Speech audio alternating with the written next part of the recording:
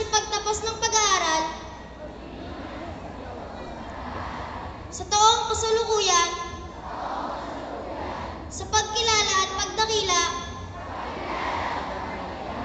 sa mga biyayang tinanggap namin mula sa banggitin ang pangalan ng inyong paaralan.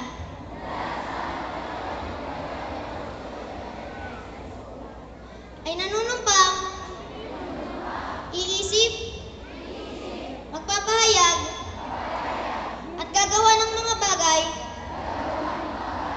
tungo sa kanyang ikauunlad. Nanunumpa rin kami ihahandog ang aming kakayahan sa mabuting layunin kung kinakailangan. Hindi lamang sa paaralang ito, kundi gayon din para sa mga kababayan sa ating bansa at higit sa lahat sa buong lumikha.